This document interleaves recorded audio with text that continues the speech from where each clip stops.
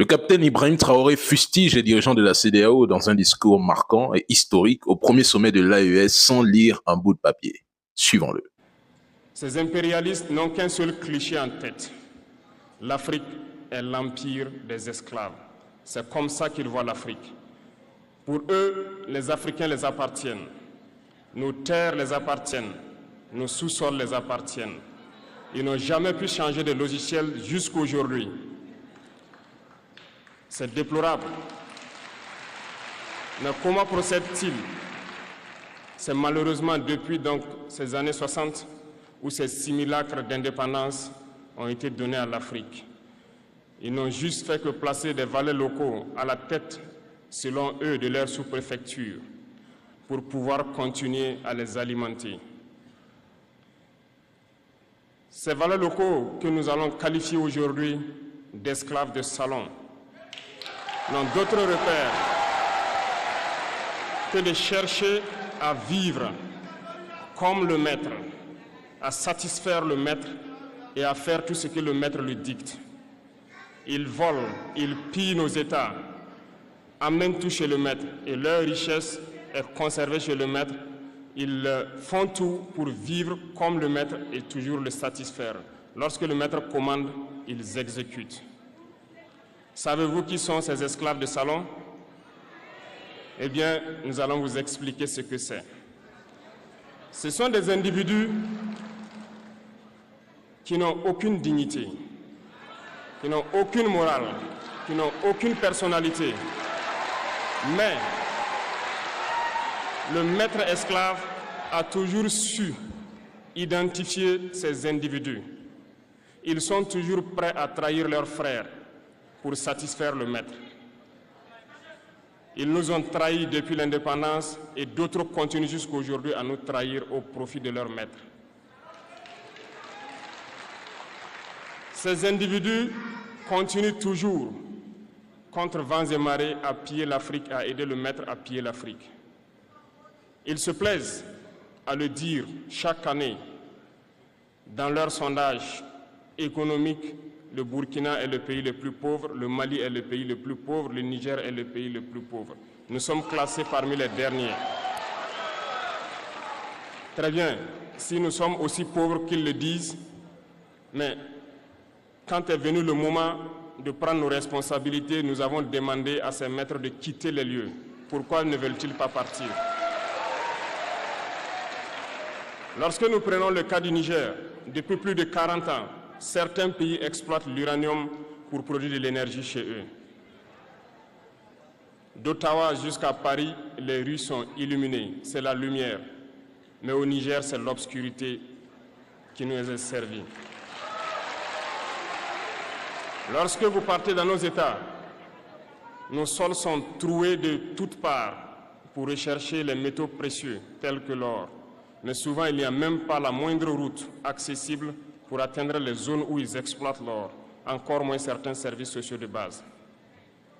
Voilà pourquoi nous avons décidé de nous révolter et de prendre le destin de nos pays en main. Il y a bien d'autres exemples, mais lorsque nous avons décidé ainsi, eh bien, nous avons été approchés par certains esclaves de salon pour nous passer le message de leur maître. Parce qu'ils avaient créé cette sorte de chaîne polymère qui se relève à la tête de nos États pour les servir. Et nous sommes venus briser la chaîne. Et c'est inconcevable pour eux. Ils nous ont donc approchés et ils nous ont demandé de rentrer dans les rangs pour faire partir de l'élite qui doit diriger l'Afrique. Parce qu'ils ont une élite formée et formatée qui doivent suivre, qui sont incrustés dans cette chaîne-là. Nous avons refusé de rentrer dans leur rang. Et dès lors, les hostilités ont commencé. Et ils ont fait fourvoyer dans nos zones plusieurs mercenaires, des formateurs. Les agents sont descendus dans le Sahel pour espérer mener des attaques barbares, lâches contre nos populations, espérer les révolter. En plus de ces attaques sur le terrain, les attaques communicationnelles, la manipulation, la désinformation bat son plein dans leur rang. Mais les peuples du Sahel ont compris et plus jamais on ne pourra les manipuler. Ils savent d'où ils viennent, ils savent ce qu'ils font et ils savent où ils partent.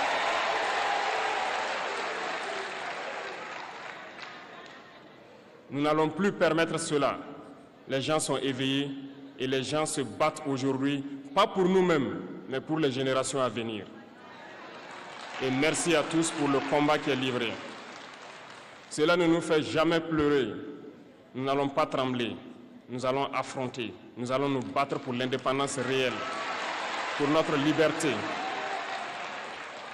Parce que pour faire peur au peuple de l'AES, ces individus n'ont que 3 termes dans la bouche: démocratie, liberté, droits de l'homme.